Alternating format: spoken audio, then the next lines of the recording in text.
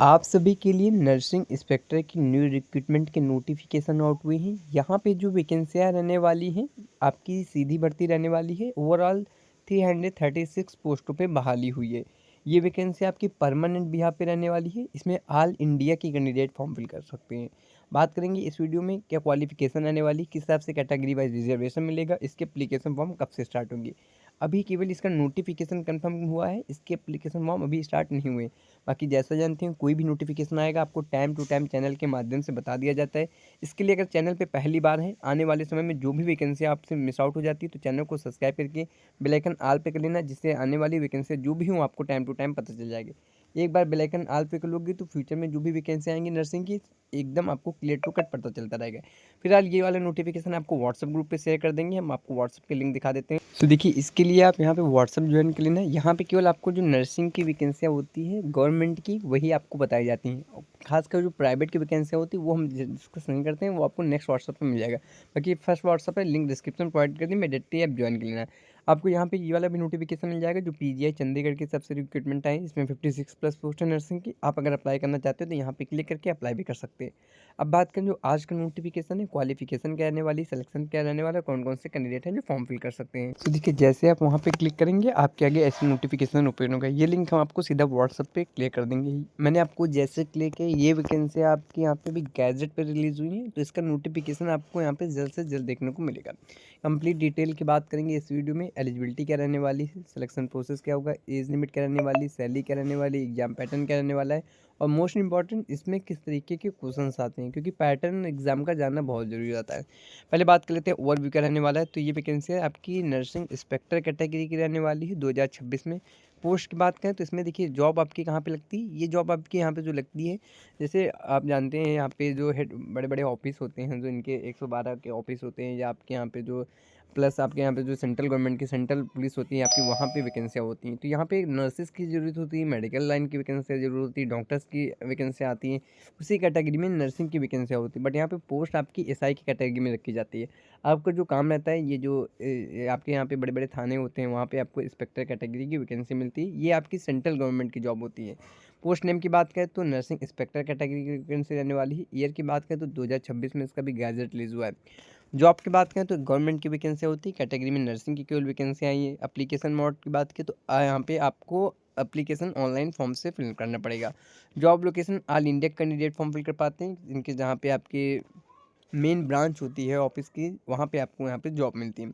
Job location की बात करें तो जॉब लोकेशन आपकी स्टेट वाइज सीट आपको अलॉट किए जाते हैं सीट। आप इसमें ऑल इंडिया की कैंडिडेट फॉर्म फिल कर पाते हैं। आपके अलग अलग इसमें जो ऑफिस होते हैं वहाँ पे आपको जॉब मिलती है।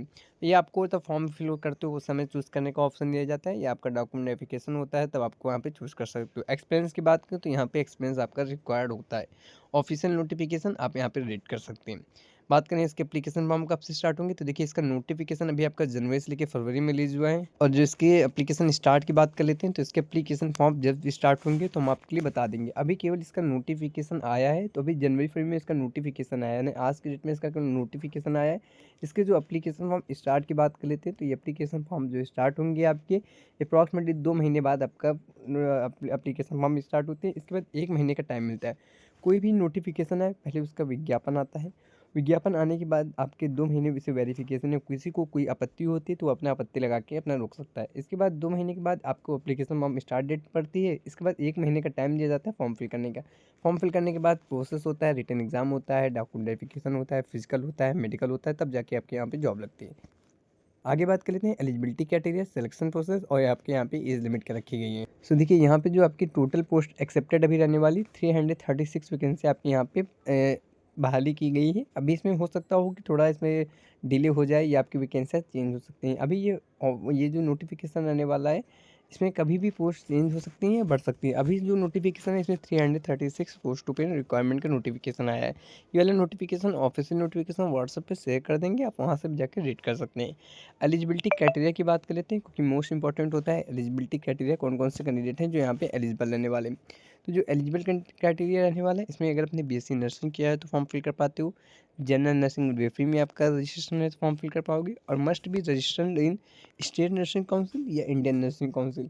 डिप्लोमा होल्डर रिक्वायर्ड होता है एक्सपीरियंस के साथ। अगर आपने यहाँ पे बीएससी नर्सिंग किया है तो आपके पास एक्सपीरियंस नहीं लगेगा, कोई भी दिक्कत नहीं होगी। बट आपने जनरल नर्सिंग मिडवाइफरी का अगर कोई भी कोर्स किया है तो आपके पास 50 बिट का एक्सपीरियंस लगेगा ही लगेगा। और अगर आपने बीएससी नर्सिंग किया है तो आप कहीं ना कहीं अपना एक्सपीरियंस ले लीजिए, क्योंकि एक्सपीरियंस वालों कैंडिडेट को प्रेफरेंस दी जाती है। बाकी बीएससी नर्सिंग वालों के से एक्सपीरियंस नहीं मांगा जाता है, केवल जेएनएम वालों के लिए 50 बिट का एक्सपीरियंस मांगा जाएगा। एटलीस्ट कम से कम नहीं तो 2 साल का एक्सपीरियंस आपके पास होना ही चाहिए। अब बात कर लेते हैं एक्सपीरियंस के लिए, तो देखिए 3 से लेके 5 साल तक बताया जाता है, बट यहाँ पे क्लिनिकल का हॉस्पिटल को 2 साल तक का आपके यहाँ पे चल जाएगा। एज लिमिट की बात कर देते हैं, तो एज लिमिट आपकी यहाँ पे 21 से लेके 40 साल तक रखी गई है। अगर यही आपकी सिंपल अगर वैकेंसी होती, कांस्टेबल की वैकेंसी होती, हेड कांस्टेबल की वैकेंसी होती, नर्सिंग कैटेगरी ऐसे बता रहे हैं, नॉन नर्सिंग कैटेगरी में जो वैकेंसियाँ होती हैं जो आपकी, तो यहाँ पे एज लिमिट काफ़ी कम रखी जाती है। बट ये मेडिकल लाइन की वैकेंसी है, मेडिकल लाइन में काफ़ी कैंडिडेट हैं जो काफ़ी टाइम हो जाती है एज में, तो इसलिए यहाँ पे रिलैक्सेशन प्रोवाइड किया जाता है। 21 से लेकर 40 साल तक एज लिमिट आने वाली है। इसके बाद जिनके एज ज़्यादा हो उनको एक्सपीरियंस के हिसाब पे प्रेफरेंस भी दी जाती है, क्योंकि मेडिकल लाइन में एज लिमिट काफ़ी अच्छी काउंट की जाती है। तो 21 से लेकर 40 साल तक आपकी एज लिमिट यहाँ पे रखी गई है। और बाकी अगर एज रिलैक्सेशन की बात करें तो जैसा जानते हैं जो सेंट्रल गवर्नमेंट की वैकेंसी होती है वहाँ पे ओबीसी जो अगर आप कैटेगरी से हो, यानी ओबीसी कैटेगरी से अगर बिलोंग करते हो तो आपके लिए यहाँ पे 3 साल का एज रिलैक्सेशन प्रोवाइड किया जाता है। अगर आप एससी एसटी से हो तो आपके लिए यहाँ पे जो एज रिलैक्सेशन है 5 साल का प्रोवाइड किया जाता है। ये शेड्यूल कास्ट शेड्यूल टाइप सभी के लिए आने वाला है 5 साल के लिए। और अगर विकलांग कैटेगरी से हो तो उनके लिए यहाँ पे सीटें नहीं रिजर्व की जाती हैं, क्योंकि विकलांग कैटेगरी में अगर कोई भी कैंडिडेट है तो यहाँ पे फॉर्म नहीं फिल कर पाता है। एक्समैन सर्विस तो आपको यहाँ पे प्रेफरेंस दी जाती है, यानी आपके फादर या कि आपके मदर कहीं पे भी ex man service Indian air force, army, navy या किसी भी आईटीबीपी कैंप, सीआरपीएफ कैंप से हैं तो उनको यहाँ पे एज रिलैक्सेशन प्रोवाइड किया जाता है। एस ईयर 10 ईयर प्लस आपको यहाँ पे प्रेफरेंस भी मिल जाती है। नंबर में छूट नहीं दी जाती है, प्रेफरेंस केवल मिलती है। अगर कोई भी कैंडिडेट इक्वल नंबर आते हैं तब जाके आपका सिलेक्शन हो जाता है जो एक्समैन सर्विस से बिलोंग करते हैं। ये सिंपल से एज रिलैक्सेशन और एज लिमिट का क्राइटेरिया था।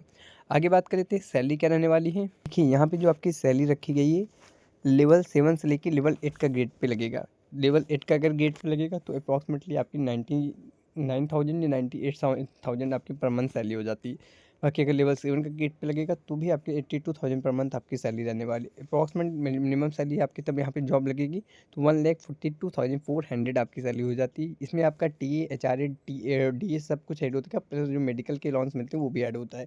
इसमें आपका 1,42,000 में कुछ यहाँ पे कट भी जाता है, तो अप्रॉक्सीमेटली जो आपके बैंक में आता है 1,22,000 पर मंथ आपकी आती है। जो भी यहाँ पे रहने वाले हैं एज पर गवर्नमेंट के रूल ही फॉलो होंगे, जो आपके यहाँ पे रूल बनाए गए हैं। यहाँ पे हम बात कर लेते हैं जॉब प्रोफाइल क्या रहने वाली है, कैसे आपकी जॉब रहती है। तो यहाँ पे जो जॉब होती है crucial role of health administrative के यहाँ पे जॉब होती है। यहाँ पे कैसे, तो देखिए यहाँ पे जो रूल होता है, यहाँ पे जो बड़े स्टाफ होता है, आपके कोई ट्रीटमेंट होता है उसका करना पड़ता है, जब प्रिजनर्स होते हैं उनकी प्रॉब्लम होती है तो यहाँ पे हैंडल करना पड़ता है। तो यहाँ पे जो छोटी छोटी प्रॉब्लम होती है हॉस्पिटल सेक्टर में, क्योंकि ये जॉब बेसिक इंस्पेक्टर कैटेगरी में रहने वाली, बट जॉब आपकी तो लगेगी ही किसी न किसी हॉस्पिटल में ही, जो इनके अंदर यहाँ पे जो जॉब रिजर्व की जाती हैं वैकेंसियाँ, वहाँ पर आपकी जॉब रहने वाली है। सिलेक्शन प्रोसेस क्या होता है, रिटन एग्जाम होता है, एक्सपीरियंस होता है, इसका डॉक्यूमेंट वेरिफिकेशन होता है, मेडिकल होता है, उसमें फिजिकल भी काउंट होता है। इसके बाद बात कर लेते हैं एग्जाम पैटर्न। तो 70 क्वेश्चन आपके नर्सिंग के होते हैं जो 70 मार्क्स के होते हैं, जनरल नॉलेज के 10 क्वेश्चन होते हैं जो 10 मार्क्स के होते हैं, रीजनिंग के 10 क्वेश्चन होते हैं जो 10 मार्क्स के होते हैं, जनरल इंग्लिश के, यानी आपका यहाँ पे 70-30 का रेशियो चलता है। 70 क्वेश्चन आपके नर्सिंग के पूछे जाएंगे, 30 क्वेश्चन आपके नॉन नर्सिंग। जो सेंट्रल गवर्नमेंट में आरआरबी की वैकेंसी आती है सेम आपका यहाँ पे एग्जाम पैटर्न आने वाला है। कंप्यूटर बेस्ड टेस्ट होता है, निगेटिव मार्किंग यहाँ पे नहीं रखी जाती है, ड्यूरेशन 2 घंटे रहती है, एमसीक्यू टाइप के क्वेश्चन रहते हैं। सर सब्जेक्ट की बात करें तो वही आपका सब्जेक्ट होता है नर्सिंग में fundamental, medical surgical, community health nursing, paediatric nursing, mental health nursing, nursing administrative और नर्सिंग रिसर्च। जनरल नॉलेज में करंट अफेयर के सबसे ज़्यादा क्वेश्चन पूछे गए थे। Health and programmes, national and international events, reasoning में लॉजिक और सीरीज कोडिंग डी कोडिंग के क्वेश्चन पूछे जाते हैं। इंग्लिश में सबसे ज़्यादा वोकलरी पूछी जाती है, फिर आपका ग्रामर पार्ट आता है। तो अप्लाई करने के लिए जब भी इसके एप्लीकेशन फॉर्म स्टार्ट होंगे आपको टाइम टू टाइम बता दिया जाएगा। अगर आपसे वैकेंसी आने वाले समय में जो मिस आउट हो जाती है तो इसके लिए आप केवल बेल आइकन ऑल पे कर देना, वीडियो शेयर जरूर कर देना अपने फ्रेंड सर्कल में, जो अदर कैंडिडेट हैं उनको भी पता चल जाए। कोई भी डाउट हो तो कमेंट सेक्शन में कमेंट कर देना। मिलते हैं नेक्स्ट वीडियो।